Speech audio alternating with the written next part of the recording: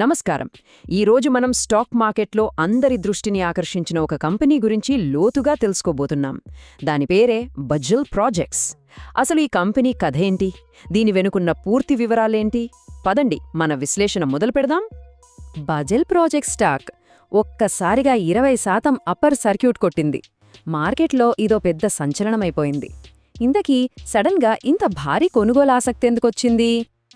మన ఈ విశ్లేషణలో మనం ఛేదించబోయే అసలు పాయింట్ ఇదే. ఈ కంపెనీ వ్యాపారమేంటి, ఫ్యూచర్లో గ్రోత్ అవకాశాలు ఎలా ఉన్నాయి, మరి రిస్కులు కూడా ఏమైనా ఉన్నాయా? వీటన్నిటినీ పరిశీలిస్తేగాని మనకు సమాధానం దొరకదు. ముందుగా ఈ స్టాక్ పర్ఫార్మెన్స్ చూద్దాం. ఒకే రోజులో 20% పెరగడమంటే మామూలు విషయం కాదు. ఇది ఇన్వెస్టర్ల సెంటిమెంట్ ఎంత పాజిటివ్గా ఉందో, కంపెనీ చుట్టూ ఉన్న వార్తలు ఎంత బలంగా ఉన్నాయో క్లియర్గా చూపిస్తోంది.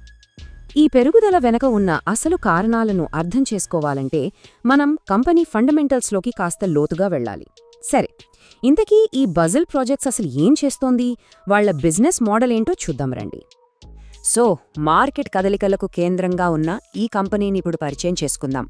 అసలు ఈ బజెల్ ప్రాజెక్ట్స్ ఏంటి, దాని బేస్ ఎక్కడుందో తెలుసుకుందాం. ఓకే, బజాల్ ప్రాజెక్ట్స్ లిమిటెడ్ వీళ్లు పవర్ ఇన్ఫ్రాస్ట్రక్చర్ సెక్టర్లో ఉన్నారన్నమాట. అంటే పవర్ ట్రాన్స్మిషన్ లైన్లు, సబ్స్టేషన్లు, ఇంకా ఎలక్ట్రిఫికేషన్ ప్రాజెక్టులను నిర్మిస్తుంటారు. ఇక్కడ ఇంట్రెస్టింగ్ పాయింట్ ఏంటంటే, ఇది ఒకప్పుడు బజాజ్ ఎలక్ట్రికల్స్లోని ఈపీసీ బిజినెస్గా ఉండేది. ఆ తర్వాత ఇదొక సెపరేట్ కంపెనీగా బయటకొచ్చింది. ఈ కంపెనీ బిజినెస్ ఎలా నడుస్తుందో చెప్పేదే వాళ్ల కోర్ బిజినెస్ మోడల్. ఇప్పుడు దాన్ని చూద్దాం. బజెల్ ప్రాజెక్ట్స్ ఎక్కువగా ఈపీసీ మోడల్లోనే ప్రాజెక్టులను చేస్తుంటుంది. ఈపీసీ అంటే ఇంజనీరింగ్, ప్రొక్యూర్మెంట్ మరియు కన్స్ట్రక్షన్. సింపుల్గా చెప్పాలంటే ఒక ప్రాజెక్ట్ డిజైన్ చేయటం నుండి దానికి కావలసిన పరికరాలు కొనడం, కట్టడం, చివరికి దాన్ని స్టార్ట్ చేసి అప్పగించటం వరకు మొత్తం బాధ్యతను కంపెనీయే తీసుకుంటుందన్నమాట. ఇది చాలా పెద్ద పెద్ద ప్రాజెక్ట్స్లో వాడే ఒక కంప్లీట్ ప్యాకేజ్ లాంటిది. ఇక్కడ చూడండి, ఈ ఈపీసీ ప్రాసెస్ ఎంత క్లియర్గా ఉందో. ఫస్ట్ స్టెప్లో మొత్తం ప్రాజెక్ట్ డిజైన్ గీస్తారు. నెక్స్ట్ దానికి కావలసిన సామానంతా సేకరిస్తారు. మూడో స్టెప్లో నిర్మాణం మొదలు పెడతారు. ఇక చివరిగా అంతా రెడీ అయ్యాక ప్రాజెక్ట్ను ఆపరేషన్కు సిద్ధం చేసి హ్యాండ్ ఓవర్ చేస్తారు. బజెల్ ప్రాజెక్ట్స్కి ముఖ్యంగా 3 బిజినెస్ సెగ్మెంట్స్ ఉన్నాయి: పవర్ ట్రాన్స్మిషన్, పవర్ డిస్ట్రిబ్యూషన్, ఇంకా స్టీల్ మోనోపాల్స్. ట్రాన్స్మిషన్లో అయితే 765 kV వరకు హై వోల్టేజ్ లైన్లు వేయడంలో వీళ్ళకి మంచి ఎక్స్పీరియన్స్ ఉంది. డిస్ట్రిబ్యూషన్ విభాగంలో గ్రామీణ విద్యుదీకరణ పనులు చేస్తారు. వీటితో పాటు కరెంటు, టెలికాం పోల్స్ కూడా తయారు చేస్తారు. మరి వీళ్ల క్లయింట్లెవరు? దేశంలోనే అతిపెద్ద సంస్థలు, పవర్ గ్రిడ్ కార్పొరేషన్ లాంటి ప్రభుత్వ రంగ సంస్థలు, అలాగే రాష్ట్రాల ఎలక్ట్రిసిటీ బోర్డులు, కొన్ని ప్రైవేట్ కంపెనీలు కూడా వీళ్ల క్లయింట్లే. ఇంత పెద్ద సంస్థలతో పనిచేయడం వాళ్ల కెపాబిలిటీని, నమ్మకాన్ని చూపిస్తుంది. ఓకే, ఇప్పుడు మనకు కంపెనీ ఫండమెంటల్స్ పై ఒక ఐడియా వచ్చింది కదా. ఇక అసలు విషయానికి వచ్చేద్దాం. ఈ స్టాక్ ఎందుకు అంతలా పెరిగింది, దీని వెనుకున్న అసలు కారణాలు ఏంటో ఇప్పుడు చూద్దాం. ఈ ఒక్క నంబర్ చాలు మార్కెట్లో ఎందుకింత జోషుందో చెప్పడానికి. 700 కోట్ల రూపాయలు. ఇది కంపెనీకి రీసెంట్గా వచ్చిన ఒక భారీ ఆర్డర్ విలువ.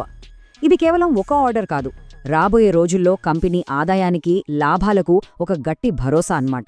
అందుకే ఇన్వెస్టర్లలో ఇంత కాన్ఫిడెన్స్ పెరిగింది. అయితే ఈ 20% పెరుగుదలకు ఆ ఒక్క ఆర్డర్ మాత్రమే కారణం కాదు.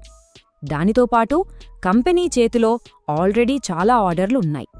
ఇండియా పవర్ సెక్టర్ బాగుంటుందనే అంచనాలు, ఓవరాల్గా మార్కెట్ సెంటిమెంట్ పాజిటివ్గా ఉండటం, ఇన్ఫ్రాస్ట్రక్చర్ రంగంలో డిమాండ్ పెరగడం, ఇవన్నీ కలిసి ఈ స్టాక్కి మంచి బూస్ట్ ఇచ్చాయి. ఇప్పటివరకు మనం రీసెంట్గా ఏం జరిగిందో చూసాం. ఇప్పుడు కాస్త ఫ్యూచర్ వైపు చూద్దాం. ఈ కంపెనీకి ఉన్న అవకాశాలేంటి, అదే టైంలో ఫేస్ చేయాల్సిన రిస్కులేంటి, రెండింటినీ బ్యాలెన్స్డ్గా చూద్దాం. చూసారా, ఏ కాయిన్కైనా 2 సైడ్స్ ఉన్నట్టే. ఇక్కడ కూడా అంతే. ఒకవైపు రిన్యూవబుల్ ఎనర్జీ ప్రాజెక్టులు, గవర్నమెంట్ ఇన్ఫ్రాస్ట్రక్చర్ మీద పెడుతున్న ఫోకస్, ఇవన్నీ బజెల్ ప్రాజెక్ట్స్కు భలే అవకాశాలు. కానీ మరోవైపు రిస్కులు కూడా ఉన్నాయి. ఉదాహరణకు, ప్రాజెక్టులు అనుకున్న టైంకి అవ్వకపోవచ్చు, ఒక్కోసారి ల్యాండ్ తీసుకోవడంలో సమస్యలొచ్చి డిలే అవుతుంది. అలాగే స్టీల్, అల్యూమినియం లాంటి రా మెటీరియల్స్ రేట్లు పెరిగితే అది నేరుగా కంపెనీ లాభాల మీద దెబ్బ కొడుతుంది. గవర్నమెంట్ పాలసీలు సడన్గా మారినా ఇబ్బందే. కాబట్టి ఈ రెండింటిని బ్యాలెన్స్ చూసుకోవడం చాలా ముఖ్యం. మన విశ్లేషణ దాదాపు చివరికి వచ్చేసింది. ఇప్పటిదాకా మనం డిస్కస్ చేసిన మెయిన్ పాయింట్స్ ఏంటో ఒకసారి చూద్దాం. సో ఫైనల్గా మనం గుర్తుంచుకోవాల్సిందేంటంటే బజల్ ప్రాజెక్ట్స్ అనేది పవర్ సెక్టార్లో పనిచేసే ఒక ఈపీసీ కంపెనీ. ఫ్యూచర్లో పవర్ సెక్టార్ పెరిగితే వీళ్లకు మంచి అవకాశాలుంటాయి. కానీ ఇన్వెస్ట్ చేసే ముందు రిస్క్ ఫ్యాక్టర్లను, కంపెనీ ఫండమెంటల్స్ను పూర్తిగా అనలైజ్ చేశాకే నిర్ణయం తీసుకోవాలి. ఈ విశ్లేషణను ఒక ఇంట్రెస్టింగ్ ప్రశ్నతో ముగిద్దాం.